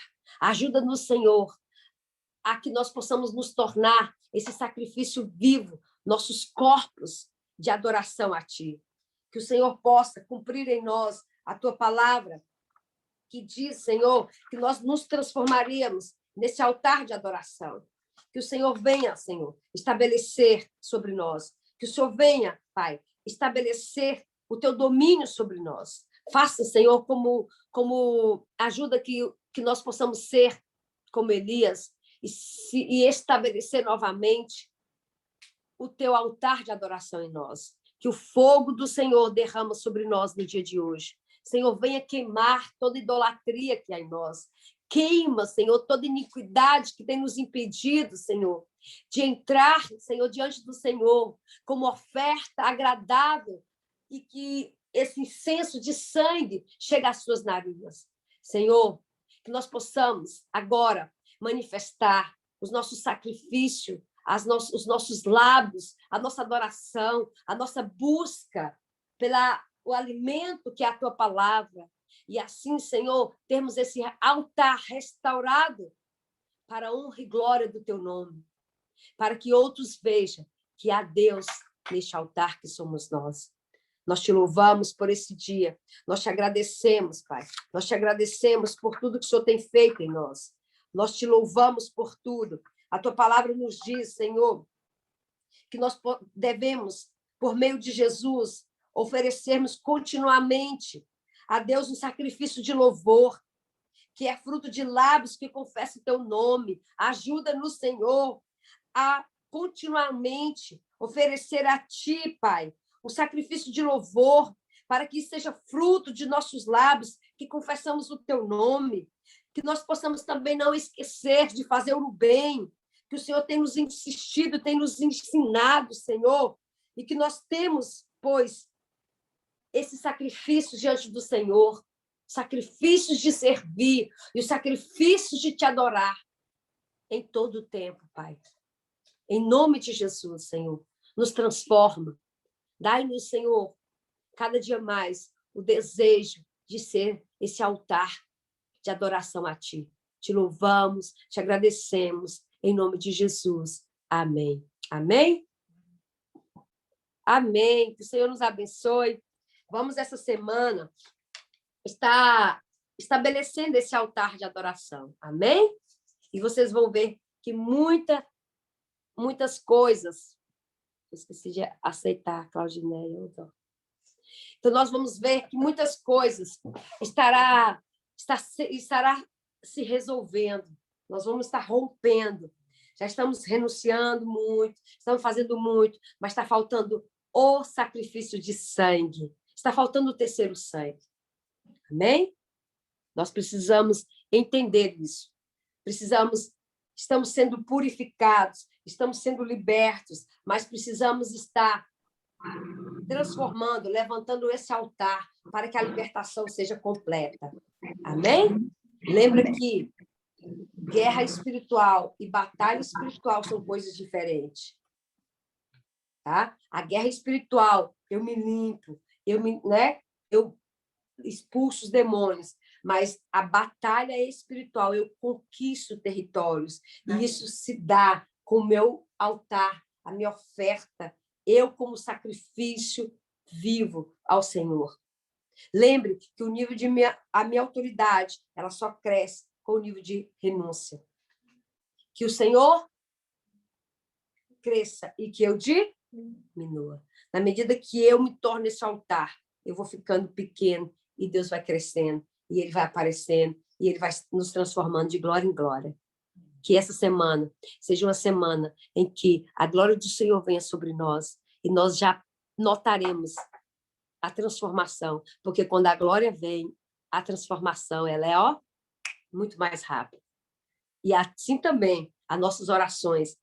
Lembra de Isaías 58? Tira os impedimentos que há para o Senhor ouvir nossas orações. Amém? Que Deus abençoe. Fique com Deus, tá?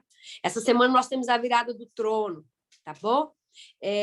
A virada do trono vai se dar no dia 20. Que dia que vai dar dia 20? Não, amanhã.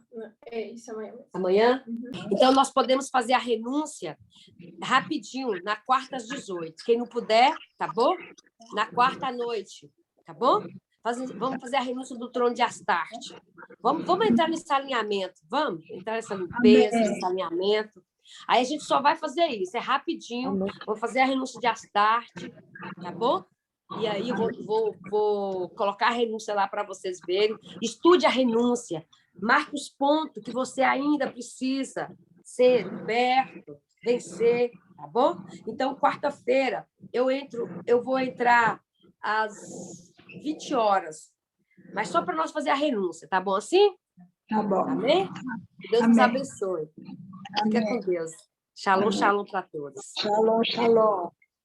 Amém.